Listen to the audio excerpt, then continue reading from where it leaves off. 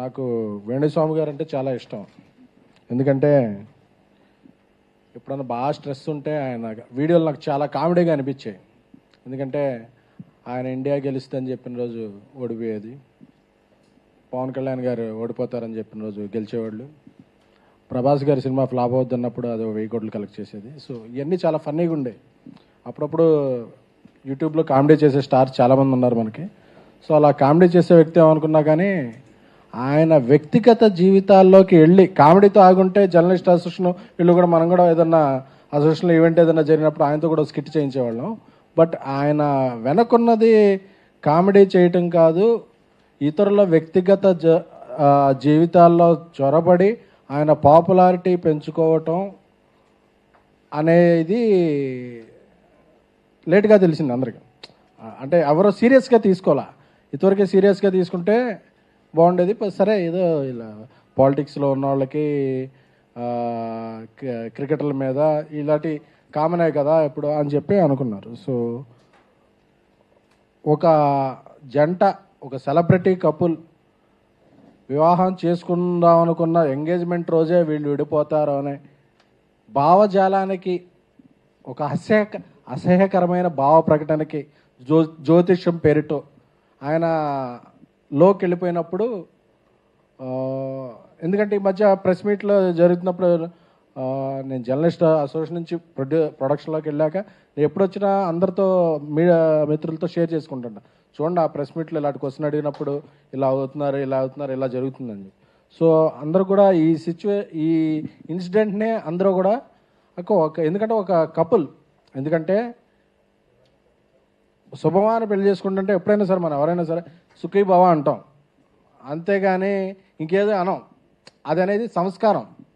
ఎందుకంటే జ్యోతిష్యం ఇలాంటివన్నీ శాస్త్రీయత ఉందా లేదా అన్న వాటిని మన పురాణాల్లో గొప్ప శాస్త్రాల కిందే చెప్పారు. సో వాటన్నిటికీ సంస్కారం ప్రధానం. కానీ సంస్కారం లేకుండా నిన్న ఆయన వీడియో ఏదో చూశాను, బ్రాహ్మణులందరూ సపోర్ట్ చేయాలి, వీటి కులాలు ఏంటండి? అలా అయితే ఇప్పుడు ఆ పెళ్లి చేసుకునేది ఒక బ్రాహ్మణ యువతే కదా, తప్పు కదా. అసలు కులాలేంటి, మతాలేంటి అంటే నేను చాలామంది సెలబ్రిటీలు చూశాను, లేదండి మాకు ఇలాగా ఈ పూజ చేయిస్తే ఇలా అన్నారండి, ఈ పూజ చేయిస్తే ఇలా అన్నారండి, ఈ పూజ ఇలా ఇస్తే, అది ఎవరు వ్యక్తిగతం, వాళ్ళకి ఇష్టం ఉంటే పూజ చేయించుకుంటారు, లేకపోతే లేదు. బట్ చూసిన చాలా వీడియోల్లో చాలామంది మనోభావాలు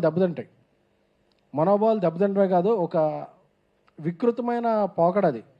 వీళ్ళు విడిపోతారు, ఒక 2 ఏళ్ళలో ఒక టాలీవుడ్ హీరోలో ఒక చచ్చిపోతాడు, ఏంటిది అంటే ఎంతోమంది భయభ్రాంతులు చేయన. ఇప్పుడు మనం చెప్తుంటారు, ఇప్పుడు ఎలాంటి అంటే మనకు అప్పుడప్పుడు ఫోన్ వస్తుంది, ఎయిర్పోర్ట్లో బాంబు పెట్టారంట అని చెప్పి, అది ఫేక్ కాలే అవుద్ది, బట్ భయపడతాం, అందరూ అలర్ట్ అవుతాం, అందరూ సెర్చ్ చేస్తారు, సెర్చ్ చేసిన తర్వాత ఆగతాయని పట్టుకుని జైల్లో వేస్తారు. అలాంటి ప్రక్రియ జరగాలి, లేకపోతే ప్రతిసారి ఆ హీరో చచ్చిపోతాడు, ఈ హీరోయిన్ చచ్చిపోద్ది, లేకపోతే విడిపోతారు, ఈయన ఓడిపోతాడు అంటే చాలామందికి ఇబ్బంది కలుగుతున్నాయి. సో పొలిటికల్ ప్రెడిక్షన్స్ వీటిని మనం వాళ్ళ విజ్ఞతకి వదిలేసిన, ఇక కుటుంబాల మధ్య కూడా ఒక వివాహ వ్యవస్థలో కూడా ఇటువంటి పర్సనల్ జీవితాల్లో కూడా జ్వరపడుతున్నప్పుడు జర్నలిస్ట్ అసోసియేషన్, ఎందుకంటే జర్నలిస్ట్ అసోసియేషన్ జర్నలిస్టుల సంక్షేమం కొరకు, అలాగే film chamber, director association, produce council అందరితో కూడా అన్ని రకాలుగా ఒక 24 క్రాఫ్ట్స్లో ఒక భాగంగా ఉన్న వాళ్ళందరితో కూడా సమన్వయం చేసుకుంటూ ఒక ఫిల్మ్ ఇండస్ట్రీలో ఒక మంచి వాతావరణాన్ని క్రియేట్ చేసే విధంగా journalist association, digital media association, ఇన్ని అసోసియేషన్లు కలిసి ఉన్న టైంలో ఇలాంటిది మనం ఒక చర్య తీసుకోవాలని చెప్పి రాంబాబు గారు అందరూ చర్చించుకుని అందరూ ఏకగ్రీవంగా వెళ్ళి ఇది మహిళా కమిషన్కి ఆ రోజు ఇది పెట్టారు. అంటే నువ్వు ఎంతమందిని అన్నావు, ఇన్ని మాటలు అన్నప్పుడు ఎవ్వరు రియాక్షన్ రాలని సేపు చాలా మంది ఓహో నేను ఇది అని.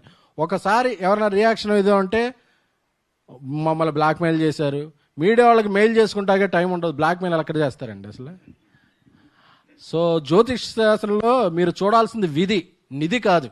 అంటే మీరు ఆ ట్రెజర్కి అలవాటు పడిపోయారు, నాది 10,000 గంటకి 6 నెలలకి ఇది అంటే ఫోన్ కాల్స్ వస్తుంటే నేను కూడా చాలాసార్లు చూసా, ఆ బ్యాంక్ అకౌంట్ మార్చుకో, ఇవి మార్చుకోండి. మీరు ఏమైనా చేసుకోండి, నమ్మేవాళ్ళని మోసపోయేవాళ్ళు అంతగా మోసం చేస్తూనే ఉంటారు. అది మనకు అనవసరం, మీరు చేసుకోండి. కాకపోతే దీన్ని సెలబ్రిటీలను అడ్డు పెట్టుకుని వాళ్ళ జీవితాలను ఇది పెట్టుకుని, ఎందుకంటే నేను ఇంటర్వ్యూలు కూడా చూసా. ఒక ఇంటర్వ్యూలో పవన్ కళ్యాణ్ గారు ఓడిపోతారని చెప్తాడు, ఒక ఇంటర్వ్యూలో పవన్ కళ్యాణ్ గెలుస్తారని చెప్తారు. మన అన్ని ఇంటర్వ్యూలు ఫాలో అవ్వంగా ఆ రిజల్ట్ రాగానే చూసారా నేను చెప్పాను పవన్ కళ్యాణ్ గారు గెలిచారని చెప్తారు. ఆ ఇంటర్వ్యూలో కన్నా అంటే అదన్నా నా తర్వాత మారింది అంటే 2-3 చెప్తుంటే మనమే చెప్తాం, ఎందుకంటే ఎస్ ఆర్ నో ఉంటాయి. ఈయనకి ఎస్ అని చెప్పి ఆయన నో అని చెప్పి చూసారా చెప్పేది ఎస్ అయిందంటే ఆయన చెప్పాను చూసారా వీరశంకరెడ్డి అంటే ఈయన చెప్పింది కూడా ఉంటుంది. ఇవన్నీ ఆన్ రికార్డ్. ఇలాంటి ఇదిలో ఈయన చాలా కాలం నుంచి, ఎందుకంటే ఆ హీరోకి ఒంట్లో బాగోట్లేదంట, నువ్వేనా డాక్టర్వా, నువ్వేనా స్కానింగ్ సెంటర్ నడుపుతున్నావా? ఇప్పుడు ఒక డాక్టరే ఒక రోగికి ఏదన్నా ఉంటే ఒకళ్ళకి ఎవరైనా ఉంటే దాన్ని బయటికి చెప్పరు. అదేంటంటే ఇది సంస్కారం. అలాగే విజ్ఞాన శాస్త్రం, అలాగే నువ్వు జ్యోతిష శాస్త్రాన్ని నిజంగా పాటించేవాడు అయితే ఒకళ్ళకో లోపల నిజంగా నీకు ఉందని తెలిసింది ఉంటే వాళ్ళకి ఎవరికైనా చెప్పు, లేకపోతే నీలో ఉంచుకో. అంతేకాని ఇలా జరుగుద్ది పోనీ నువ్వు చెప్పినవన్నీ జరిగినాయా, జరగలేదుగా.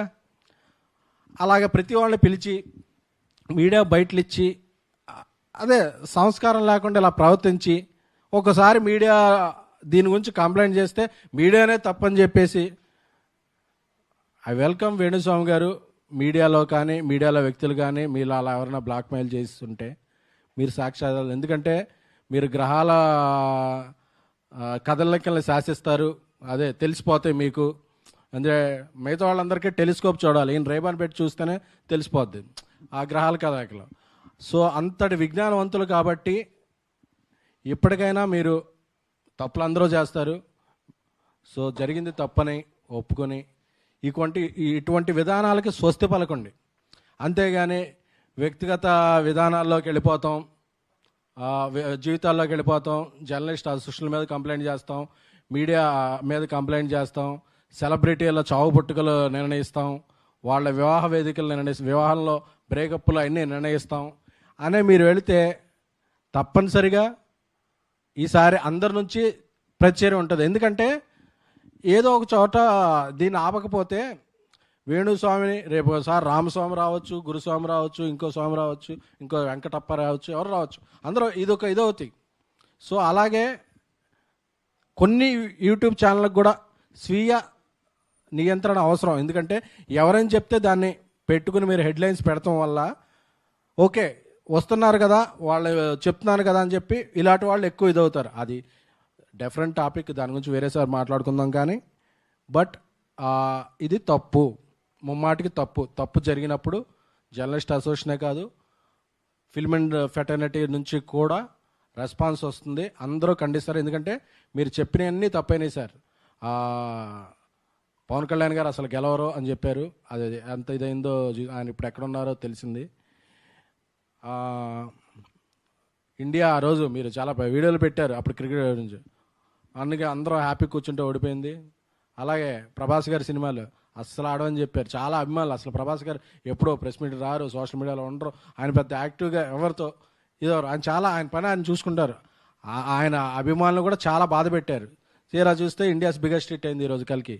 సో ఇవన్నీ కూడా మీరు ఎన్ని తప్పులని తెలిసినా ఇక పెళ్ళిళ్ళు వీటిలో కూడా అంటే ఏదో ఒకటి నిరూపించుకోవాలని చెప్పి ఒక 3 ఏళ్ళు టైం పెడితే 3 ఏళ్ళలో డిస్కషన్ పాయింట్ అవుద్ది. కానీ ఇలాంటివి చేయకండి సార్. ఎందుకంటే జ్యోతిష్య శాస్త్రమే కాదు, ఏ పురాణాలు, ఏ ఇతిహాసాలు, ఏ భారతం, ఏ రామాయణం, ఏ శాస్త్రం కూడా మనిషిని మనిషిగా గౌరవించు, వీలైతే మంచి చేయంట తప్ప అతను చావు పుట్టుకలు నువ్వు చెప్పలేవు. అంత శాస్త్రం తెలుసుకున్న వాళ్ళైతే ఇప్పుడు వీటిలో మీరు జైలుకి వెళ్తారా వెళ్ళరా, మిమ్మల్ని ఎవరన్నా బయట ఎలాంటి చెప్పినా ఫ్యాన్స్ కొడతారా కొట్టరా, ఇలాంటి ఒక పోల్ నిర్వహించండి. దాంట్లో ఏం వస్తుందో చూసి అది రిజల్ట్కి ఏమవుద్దో అది చూడండి ఒకసారి. ఎందుకండి బాగుందాం, అందరం బాగుందాం. మీకు అలాంటివి నిజంగా విద్యలు తెలుసుంటే దాన్ని మంచికి ఉపయోగించండి. అంతేగాని మీ పాపులారిటీకో మీ బ్యాంక్ బ్యాలెన్స్ పెంచుకుంటాకో మీడియా మీద, మీడియాలోని కొందరు వ్యక్తుల మీద చేస్తే మీడియా సంఘటితంగా ఉంటుంది, జర్నలిస్టులు సంఘటితంగా ఉంటారు, ఫిల్మ్ ఇండస్ట్రీ సంఘటితంగా ఉంటుంది, పరిణామాలు చాలా తీవ్ర స్థాయిలో ఉంటాయి. Thank you.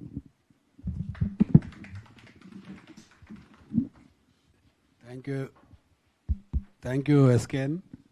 యాక్చువల్లీ ఎస్కేఎన్ చెప్పిన దానికి కంటిన్యూషన్ ఇదేంటంటే నిజంగా జాతకం అని తెలుసుంటే మొన్న లాస్ట్ 2 months బ్యాక్ కేరళలో వరదలు వచ్చి చాలా మంది ప్రాణ నష్టం కూడా జరిగింది.